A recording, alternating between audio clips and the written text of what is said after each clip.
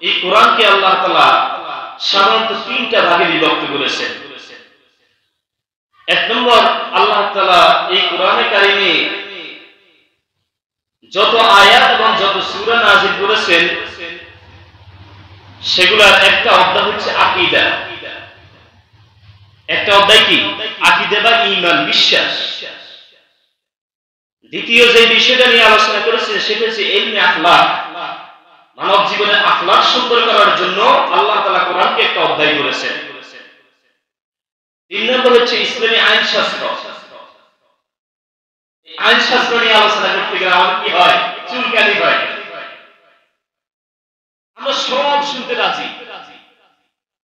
হুজুর কবরের মিশরে আলোচনা করেন, খুব ভালো লাগে। ফজিলতের আলোচনা করেন, খুব ভালো লাগে। কিন্তু যখন ইসলামী আইন নিয়ে আলোচনা করা হয়, কোরআনের আইন নিয়ে আলোচনা করা হয়, তখন আমাদের এক শ্রেণীর মানুষের চুলকানি শুরু হয়। এটা ইনশাআল্লাহ আমাদের আলোচনাতে আসবে।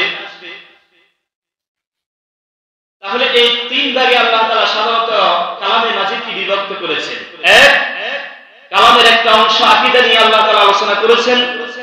দুই, আল্লাহ তাআলা মানব জীবনের আখলাক কিভাবে সুন্দর করা যায়, আখলাক নিয়ে আলোচনা করেছেন। আর তিন নম্বরে হচ্ছে ইসলামী আইন শাস্ত্র বা বিধিবিধান নিয়ে আলোচনা করেছেন।